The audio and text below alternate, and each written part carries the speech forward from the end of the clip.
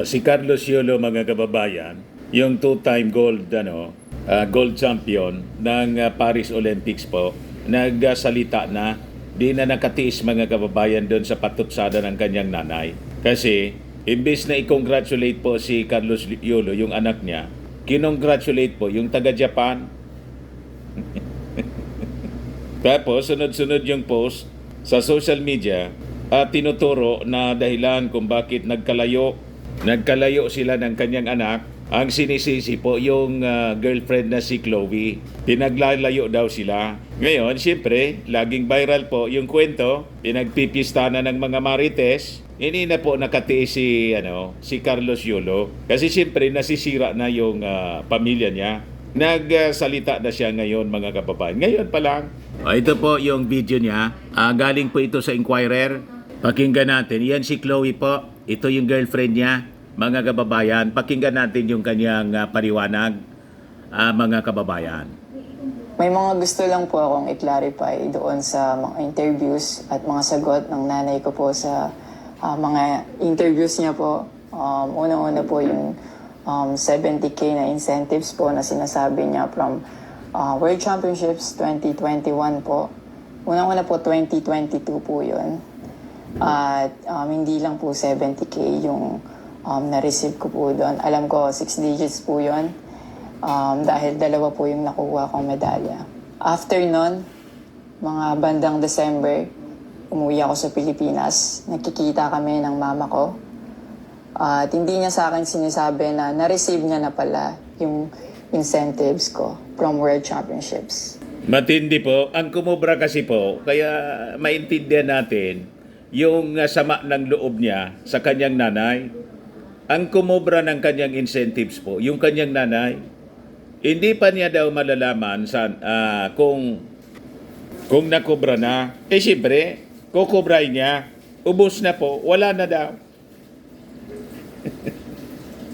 Ganon, mga kababayan. So ito, malaking lesson ito sa relasyon ng mga nanay at ng kanilang anak. Huwag ninyong pinangingialaman. Pwede man tayong humingi bilang magulang kung wala tayong pera sa ating mga anak. Pero huwag ninyong ubusin. Foul yung ginawa po. Inunahan yung anak na kubrahin yung incentive. Hindi man lang yung nagsama yung dalawa, mga kababayan. At kinausap mo na yung anak, malaki-laki naman yung incentive mo. Baka pwede makahingi ng kahit kalahati. Di ba? Takon, siyempre may pangailangan yung nanay. Pero yung ubusin, foul? Yan ang sabi ni Carlos Yolo po, inubos. Yan po, yung kanyang sinabi rito sa kanyang video. Naman, na na-receive niya na po yung incentives ko kung hindi ko pa po hinanap. Never ko na po na-receive yung incentives ko po na yon. At never ko na rin naman po na hiningi yun sa kanila. Binigay ko na at wala na po yun sa akin. Ang sa akin lang naman, gusto ko malaman kung saan napunta yung incentives ko po na yan. Yung principle po kasi dito, wala po sa liit o laki ng amount po na incentives po na ginalaw niya. Kundi po sa pagtago at paggalaw niya nang wala ko pong consent. May punto naman po yung anak. Sa parte ko, kasi ako isang magulang din, hindi ko yung gagawin. Never ko yung gagawin sa anak ko. Kasi that is foul. Mga kababayan, sabi ko nga, pwede ka mang humingi, pero kung ubusin mo at hindi mo ipaalam, parang ninakawan mo na yung anak mo. Winalan mo na ng karapatan na magkinabang man lang ng kanyang pinagpaguran. Di ba pa? Hindi dapat ganoon, mga kababayan. Pero I wish na sana magkausap sila tulad ng wish ng kanyang tatay na ang sabi, pag-uwian niya anak, pag-uwi mo, sana magkausap tayo. Mamaya, ibigay ko po sa inyo yung kwento ng kanyang tatay. Dito muna tayo sa sinabi po ni Carlos Yolo. At yung about sa red flag daw po si Chloe na sinabi ng mama ko, hinusgahan niya po agad si Chloe sa pananamit at sa pag-akto po niya. Magkaiba po ng kinalakihan. Unang-una, lumaki si Chloe sa Australia. At ayun yung nakagisnay niyang culture. At ibang-iba po talaga sa Pilipinas kung paano tayo gumalaw, magsalita o manamit po. At yung about po sa yung mauubos po yung anak ko, nasabi po ng mama ko. Unang-una po si Chloe po, may sarili po siyang income. Lahat po ng nakikita niyong gamit o yung pag-travel niya kung saan-saan po. Galing po yun sa pinagpaguran niya po. At bakit naman po akong Pinagdududahan pala na itong babae, itong girlfriend ni Carlos Yulo po, pinagdududahan ng nanay na baka niya, siya lang yung magkinabang. Sabi ni Carlos Yulo, unang-unaan niya, yung girlfriend ko niya, taga-Australia, pero Pinay siya, lumaki sa Australia, itong si Chloe. May sariling pera niya ito. So hindi man ito yung asa. May kaya din na pamilya. Yun ang duda ng nanay. Kaya inuunahan yung kanyang anak sa pagkubra. At isa pang masakit sa kanya, sabi ni Carlos Yulo, isang tingin pa lang ng nanay sa kanya, ng nanay niya sa kanyang girlfriend, inusgahan na, iiba man niya yung kinalakihan nito, ang kultura, sosyal, sa Australia kasi lumaki. Inusgahan ka agad. Yun pala mga kababayan. Ipagpatuloy natin. uubos? Kaya nga po nang sinabi ko, si Chloe po may sarili po siyang income. And lahat po ng bank account ko po nasa mama ko po. At may mga instances po talaga na si Chloe po yung sumasagot sa akin dapat.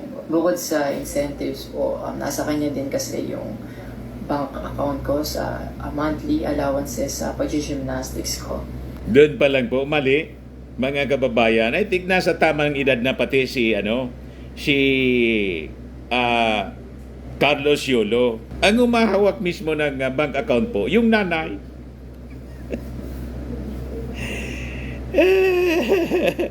Hindi po dapat ganoon. Para niya Mr. Maravillas, itong nangyayari kay Carlos Yulo, nangyari rin kay Sara Hieronimo, tapos si Charis Pimpingo, di ba, nakaaway din yung nanay. Pera. You see, ito din mga kababayan ang sitwasyon. Pera. Kaya importante po, tama ang policy. Account ko po na yun. Doon ko po nalaman na inuubos niya po yung laman nun. And nasa akin po yung mga bank statement ng withdrawal po na ginagawa niya po. Sabi niya po nagsimula daw yung Inubos? hindi namin pagkakaintindihan dahil kay Chloe daw po. Opo, totoo po yun. Dahil ever since unang-una pa lang, ayaw niya na kay Chloe kahit hindi niya pa po nakikita or nakikilala in person. And mas nagkalabuan po kami nung naglagay po ako ng boundaries sa relationship ko. Kasi pinaglaban ko po si Chloe dahil gusto ko po siya. Yung about sa training camp na kinikwento niya na si Chloe dapat wala na daw doon, sabi ng former coach ko pagdating yung dalawang magti-training camp doon. Usually, kapag magti-training camp kami, palaging naka-hotel. And miscommunicated yun na doon pala sila sa akin na mag-i-stay. Hindi rin totoo na pagpunta nila doon, bata dapat wala na si Chloe kasi sabay-sabay silang pumunta doon. Actually, nagulat pa yung former coach ko kasi nandun si Chloe. Minelcome naman namin sila talaga.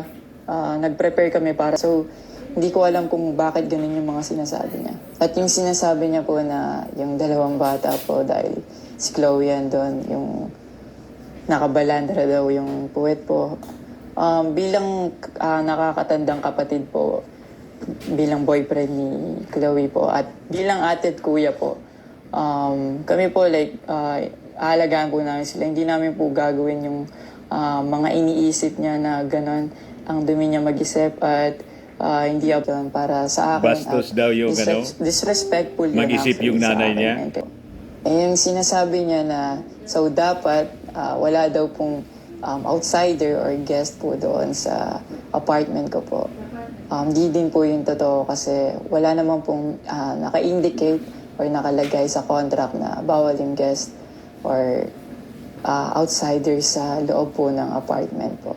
And actually, invited po si Chloe ng former Japan nung SEA Games pa lang po sa Vietnam. So, sinabihan kami na invite mo na lang si Chloe sa Japan.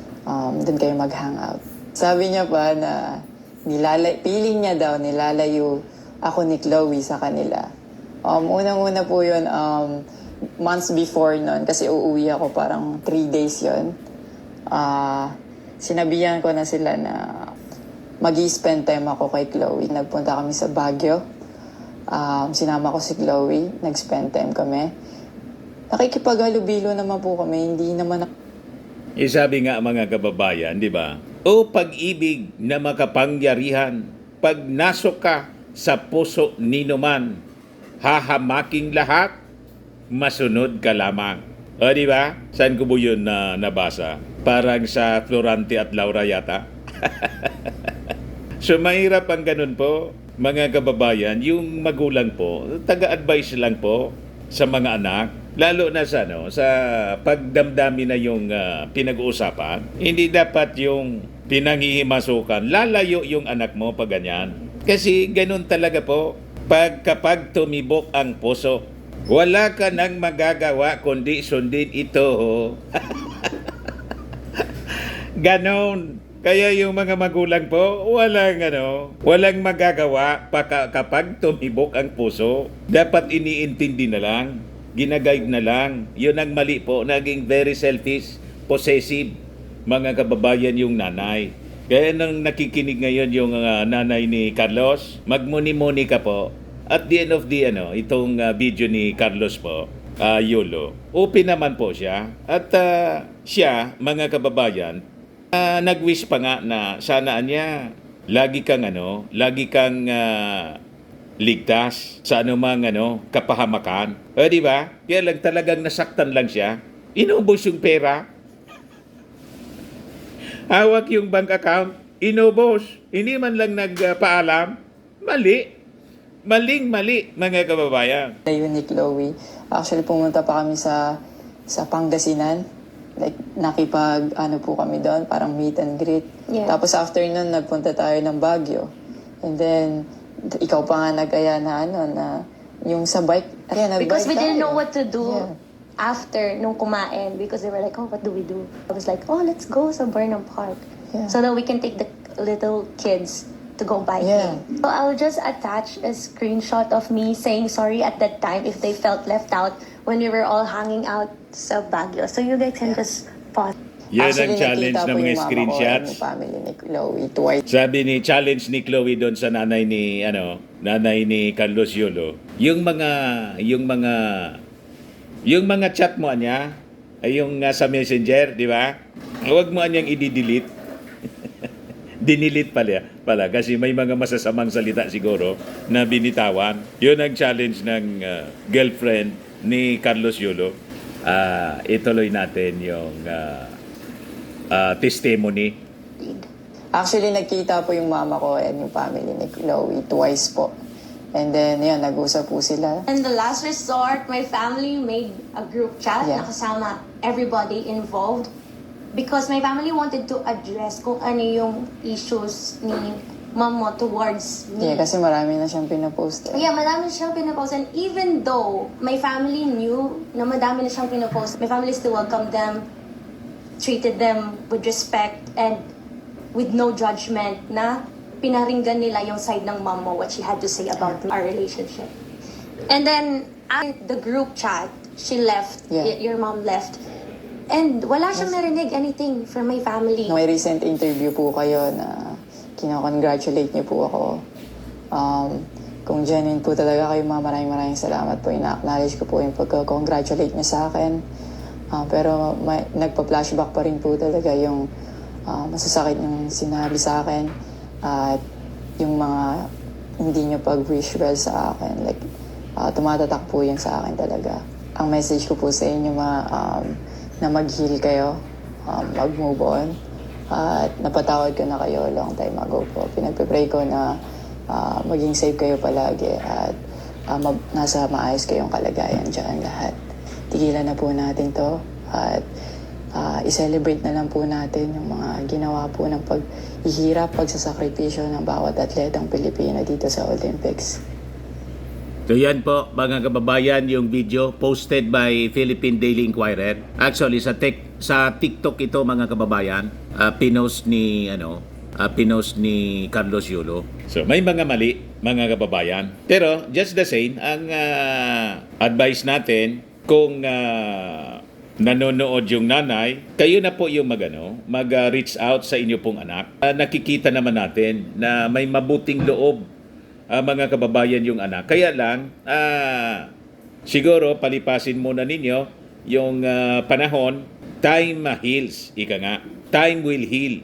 Ngayon, medyo masakit pa, lalong yung ginawa ninyo, imbes na i-congratulate ninyo yung anak ninyo, kinongratulate ninyo yung taga-Japan. Di ba? Foul masyado yung ginawa po ninyo. Iyan tuloy, ang nangyari, binas mga kababayan ng mga netizens, yung nanay. Ayan yung nanay, mga kababayan, ni Carlos Yulo. Ayan yung kanyang pamilya. Ito yung hiling ng kanyang tatay, sabi dito sa report ng Bandera. Hiling ng ama ni Carlos Yulo, sana pagbalik mo, usap tayo ng mama mo. Yan po. Ang pangalan ng tatay niya, si Mark Andrew Yulo.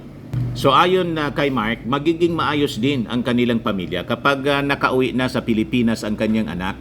Bit-bit ang 2 gintong medalyang na panalunan sa men's gymnastics sa floor exercise at saka sa men's vault finals. Yan po. Yun din yung ating wish, mga kababayan. So positibo siya. Mabubuo naman po yan. Konting lang, pag-uusap lang po yan. Hindi naman po masyadong malaking problema yon. Sanay naman po kami sa problema. Wala namang perpektong pamilya niya. Kailangan lang po natin lumabas tapos maraming dasal. Lumaban tapos maraming dasal.